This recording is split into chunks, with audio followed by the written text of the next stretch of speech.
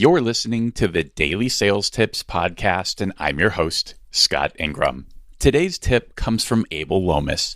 Back in tip 451, Abel shared his 3 steps for getting hired after a layoff and talked about what he did to land a new gig back in March. Well, thanks to the pandemic, Abel got laid off again from that job, but he's a rock star who does what he says and starts his next new opportunity on Monday. Here he is. Hi, this is Abel Lomas. If you're in the middle of a recruiting process for your next sales role, there's a good chance the company that's courting you will ask you to deliver a presentation to a panel of sales leaders and peers. I want to share my process on how to nail the presentation to help you land your next sales gig. Number 1, understand the objective and success criteria. Just like walking into a sales call, I want to know who will be in the room. What is their primary objective? How will they score the presentation? The more I know, the better I'll be able to strategize for the meeting. Number 2, I do my homework. Based on the objective and success criteria, it's time to get a plan together. Am I presenting the recruiting company's solution to a mock customer? This is often the case, and here are the 2 pieces of homework that I do. The first homework is on the company's solution. What type of problems do they solve? What have I learned from the interview process about their approach, sales process, and positioning?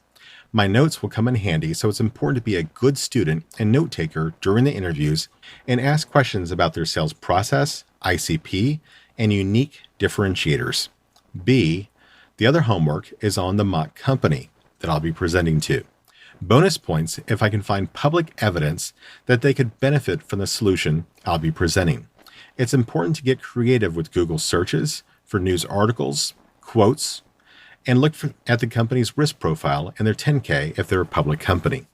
The outcome of the homework phase of this process is to come up with a strong hypothesis of how the solution can help the mock company. With this, I'm ready for the next step. Number 3, I build a storyboard. I usually do this in PowerPoint with no more than 1 slide per topic. This saves me a ton of time in building the presentation. What's the story arc that I want to tell? Personally, I do have a general story arc, but I'll adjust as needed based on the situation and the company. My general arc is as follows. Setup. Since I know who's going to be in the meeting, what roles do I want to assign to each person in the meeting? These should be typical personas that would buy the company's solution. B, summary of the discovery call. This is a mock presentation, so I can make this up, but it needs to be concise and address the types of issues a typical customer may have. C, ratchet up the pain. What else can I present about the industry, current events, the personas, or anything else that elevates the pain? What did I find in the media or their 10K that I can add? Research really pays off. D, a customer story. What relevant customer story can I tell that addresses this problem? The story needs to include the pain, the solution, and the business results. E, describe the solution. It's important to keep it simple and relate to the pain points because I'm not an expert in this solution yet. If I've captured the company's unique differentiators, it's important for me to hammer them home. F, timeline to value. How quickly can the customer see value from an implementation? This is a best guess, but the point is to show I'm thinking about the customer and how we'll help them realize value quickly. G, business justification. What are the pillars of value that relate back to the mock customer? What customer evidence can I provide as support? H, next steps. If I've gotten insights about their sales process, it'll be easy to create relevant next steps that align with their natural process. Once I've done this, let's move on to step number 4, build the deck. If we don't see another PowerPoint for 100 years, it'll still be too soon. So, how will I differentiate the experience? If the storyboard includes good stories and anecdotes, that's half the battle. The other half is making the presentation visually appealing without making it distracting. That can be a hard balance to strike. If I'm given a template, I'll use the template. But then I'll still add visuals to make stronger points and engage the audience. Here are a couple of resources I've used recently to help make visually appealing presentations. Unsplash.com offers beautiful royalty-free images. TheNounProject.com offers a huge library of royalty-free icons. Once I've built a beautiful presentation with a great story arc, it's time for step number 5. Practice. Here are just some of the ways that I practice. A. I use a video conferencing solution like Zoom and watch myself present. B.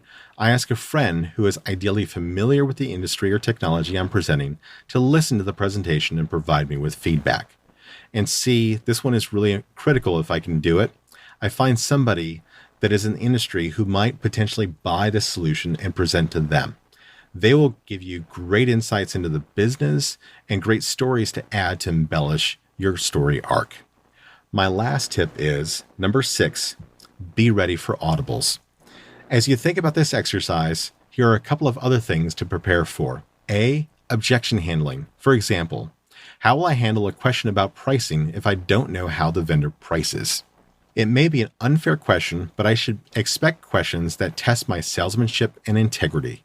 If I don't know, that's okay. I have to be ready to take a note and in my close, recap the asks as part of the next steps. And B, close for the job. It's important for me to ask for feedback on how I did, and if appropriate, be ready to ask for the job. If you can follow these 6 steps, I guarantee you'll nail the presentation. If you'd like a sample of a presentation I've done, hit me up on LinkedIn. Best of luck. You're going to deliver a great presentation, and you're going to land the job. To connect with Abel on LinkedIn so you can see where he starts on Monday, just click over to dailysales.tips/537. We'll also have links to his episode on sales success stories and his previous tip there as well. Once you've done that, be sure to come back tomorrow as Jack Wilson continues his series on Ikigai. Thanks for listening.